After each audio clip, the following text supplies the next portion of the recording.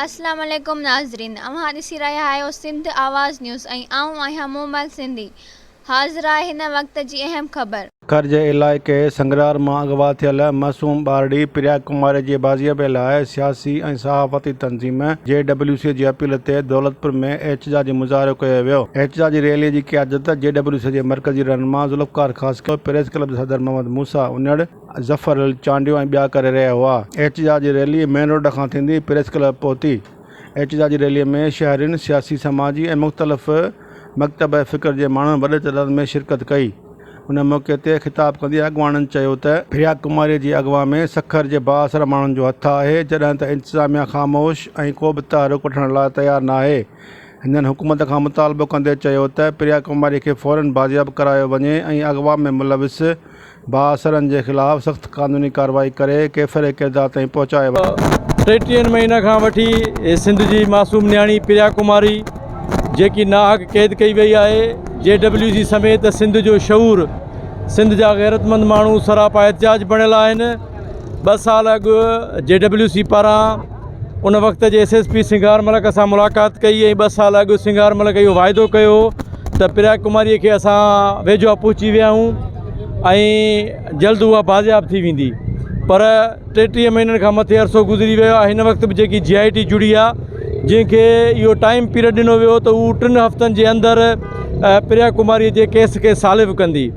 असां सम्झूं था त प्रिया कुमारी हिन हिकु हिंदू ख़ानदान जी न, पर उहा सिंध जी न्याणी आहे ऐं हर मज़लूम खे असां पंहिंजो मज़लूम सम्झूं था। हिन 50 टेम्परेचर में असां सिंध में मुंहिंजे ख़्याल में 60 खां मथे असां एहतजाज कया आहिनि, पर असां मुहर्रमुल हराम जे हवाले सां ऐं थोरी गर्मीअ जे हवाले सां उन एहतजाज खे इन करे थोरो डिले कयो त असांखे GIT इहो चयो त प्रिया कुमारी जल्द बाज़ियाब थींदी।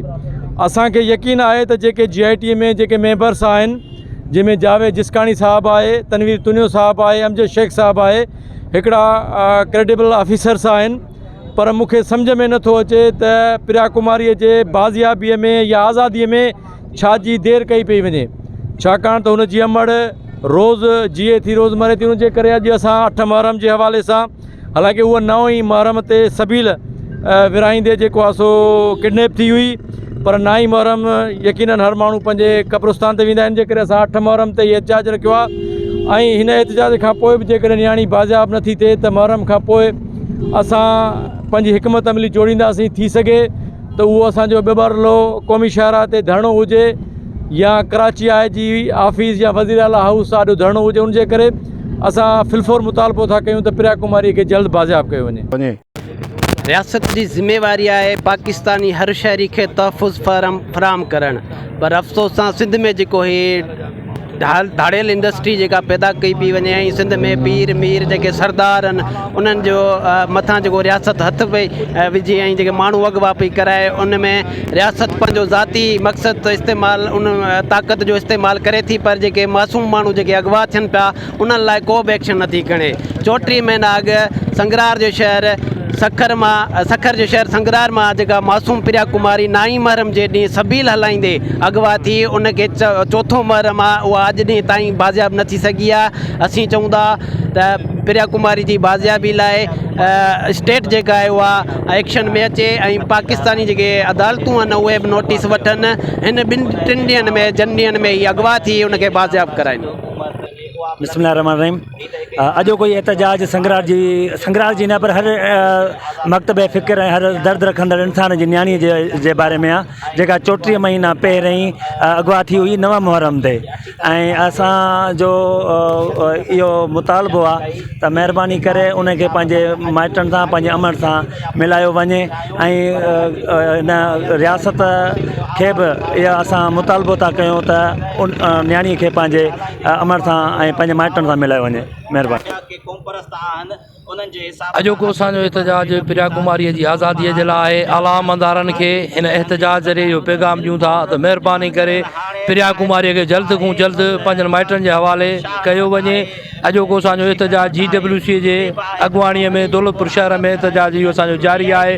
सिंध हुकूमत ऐं जेके बि आला अमलदार आहिनि उन्हनि खां पुरज़ोर मुतालबो कयूं था त प्रिया कुमारीअ खे फिलफोर बाज़ियाब करे संदसि अमड़ हवाले कयो वञे।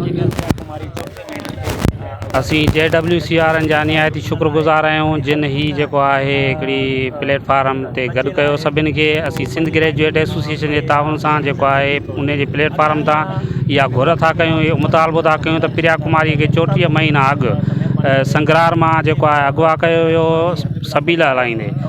अक़लियतुनि खे कहिड़ो मैसेज ॾिनो थो वञे, हुकूमत बेहस छो बणियल आहे, हुकूमत ईअं छो करे रही आहे। ऐं जॾहिं त उन्हनि खे ख़बर आहे त संगरार जा बाअसर शख़्सियत जेको सैयद बिरादरीअ जा आहिनि उन्हनि वटि उहा मौजूदु आहे। असीं मुतालबो था कयूं त जेको आहे प्रिया कुमारीअ खे जल्द खां जल्द बाज़ियाब करायो वञे। नाज़रीन, अॼु दौलतपुर जा सोशल वर्कर बाशऊर अवाम सभई गॾु आहियूं। 34 महीना अॻु प्रिया कुमारी संगरार शहर जेको सखर के वेझो आहे उन मां अगवा थी हुई ऐं 10 मुहर्रम 8 मुहर्रम ऐं हूअ मुहर्रम महीने में इमामनि पाकनि जे ईसाले सवाब जे लाइ सबील तक़सीम कई हुई, सबील विराईंदी हुई, उतां ई हूअ अगवा कई वई। हाणे उहे जेके सैयद जिन वटि अगवा क़ैद हुई उहे अगरि जे सैयद आहिनि त हिन इमामनि पाकनि जे 10 मुहर्रम जे सदके प्रिया कुमारी पंहिंजे माउ सां मिलाइनि। ऐं हीउ जेको 34 महीना ज़ुल्म ऐं जेको 34 महीना अमर जी झोली ख़ाली हुई उन ते महिरबानी करे रहम कनि। ऐं जेका इंतिज़ामिया आहे उन हिन महिल ताईं कखु बीणो न कयो आहे। हिन महिल ताईं उन जी लापरवाही आहे या उन्हनि जी का दलाली आहे जेका हिन वक़्त ताईं प्रिया कुमारी जी ख़बर आहे इंतिज़ामिया खे त कंहिं वटि क़ैद आहे, उहे कैफ़र किरदार ताईं न पहुची सघिया आहिनि। ऐं उन सां गॾोगॾु दौलतपुर जो नंढड़ो हबीबुल्ला 6 फरवरी ते जेको अगवा थी वियो उहो हिन महिल ताईं बाज़ियाब न थी सघियो आहे। उन लाइ बि असां आला इख़्तियारनि खां सख़्तु मुतालबो कयूं था त महिरबानी करे हू पंहिंजे वारसनि हवाले कयो वञे, पोइ बाज़ियाब करायो वञे। महिरबानी। असीं अर्ज़ु करे रहिया आहियूं त असां ग़रीबनि सां ही अगवाकारीअ जो ज़ुल्म जेको आहे इन जे लाइ हुकूमत ख़ामोश छो आहे। जॾहिं ज़ाहिर थियनि था पोइ बि हुकूमत को क़दम नथी खणे। नियाणीअ खे काफ़ी वक़्तु थियो आहे जेका माइटनि खां वीचारी परे आहे ऐं हुनखे यरगुमाल बणायो वियो आहे।